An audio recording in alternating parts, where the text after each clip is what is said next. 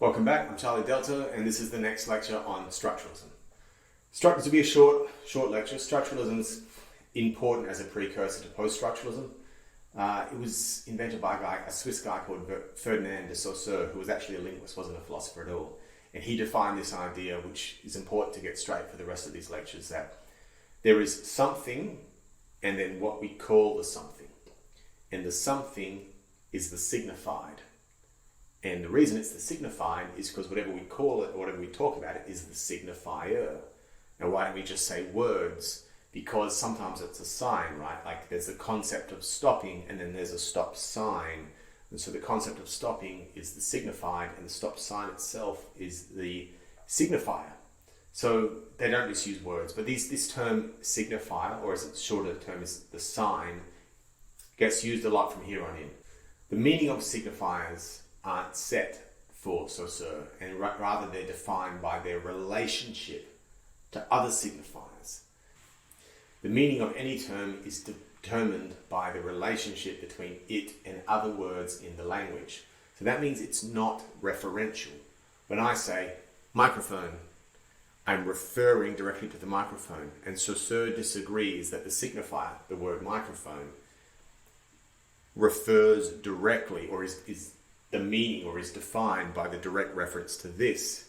It's the fact that the word microphone has relationships to other things like audio equipment, tech, like pop star, or sort of like microphones are maybe a little bit cool or something like that, or there's something like the kind of pop culture.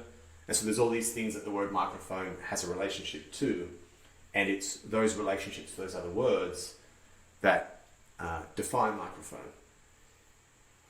So the example I think Saussure used, or this is this well-worn path in philosophy again, is the family. Like the term daughter isn't a reference directly to my daughter or anyone's daughter, but rather the term daughter is defined by its relationship to mother, father, brother, or so to speak. It's a really difficult concept to understand. I'm not even entirely convinced that I'm completely across it. I've always found it a bit like trying to hold water in your hands and it slips away. I'm not really convinced that structuralism is all that it's cracked up to be, so to speak, but I'll do my best to explain it with this example. Consider the word cat. Right? This is an example that makes sense to me.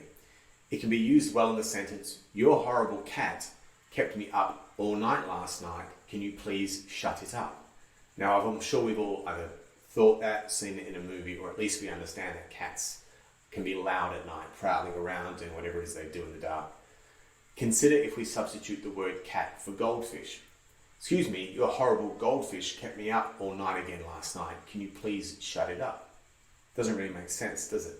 There's no relationship between goldfish and noisy, or goldfish and prowling around at night, or something like that. There is that relationship between cats and noisy, especially at night. So cats have a relationship between like horrible noise, right? Like people often say that when they hear the bagpipes play badly, it sounds like someone's stepping on a bag full of cats.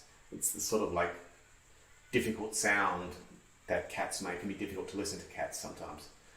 However, this term, let's say to continue, "Sorry, but I really overfed your cat and now it died," doesn't make any sense at all. But if I say, "Sorry, I overfed your goldfish and it died," that does seem to make sense.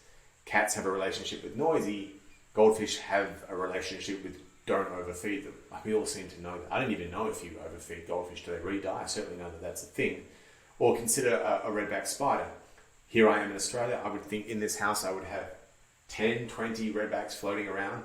Now, there is a relationship between redback spider and deadly, and that relationship exists. For what it's worth, redback spiders aren't deadly at all. The prescribed treatment is an ice pack. Like the male redbacks, their pincers can't even penetrate your skin. The female ones barely can, but like you certainly don't die from it. There hasn't been a death in Australia from spider bites since the 1970s, and it was 50 years ago. So somehow there's this relationship between redback and deadly. And so when you say the term redback spider, it's kind of a little cool, like it's a little deadly, you know? So now consider if you were, this is a thought experiment, crazy one again, an alien that came down to Earth and you knew how to read but you didn't know anything else about the world, and you landed in the local public library, jumped out of your spaceship and just started grabbing books and reading them. You read everything in the whole library. You would find lots of relationships between the word man and words like building, war, violence, fatherhood, domineering, power, bravery, courage, things like that. And you would find many relationships between the word woman and like domesticated, beautiful, innocent motherhood or something like that. And importantly, for post-structuralism, if we define, or if we have a relationship between the word woman and domesticated, then we seem to have a relationship between the word man and undomesticated. And we'll come to that soon. So the other name that you'll want to know about structuralism is Strauss. I think he was French. I could be wrong on that. He was an anthropologist, again, not a philosopher. He would used to dig up, Pharaoh's tombs or whatever, and when he would find an artifact, he would learn the relationship between the artifact and other things in the culture and the system rather than look at the artifact itself. So again, this isn't epistemological or philosophical at all, but this is just where structuralism comes from. So if he dug up a vase and he found it was in the Pharaoh's tomb or something like that, then it was important by how close its relationship was to the Pharaoh. I mean, there's only so many things you could fit in the Pharaoh's tomb, and they chose to include the vase. It was probably quite important.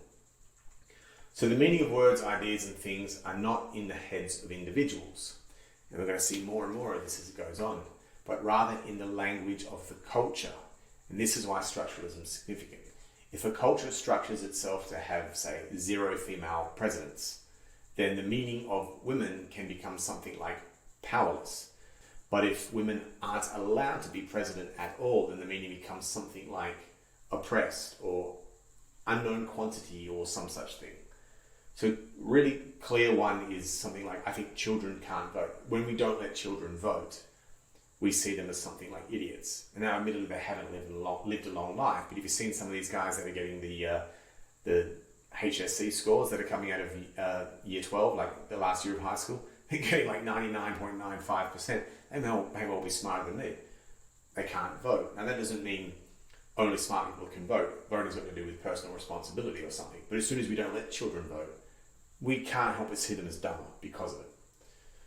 Structuralism itself, as I've said, is not all that interesting. What I just said about the meaning of words not being in my mind but being in culture is fairly significant. It's post-structuralism that's almost infamous, and we'll get to that in a later lecture. The next lecture is going to be a recap on where we're at and the risks associated with where we're at. And then we'll get into neo-Marxism and post-structuralism. Bye now.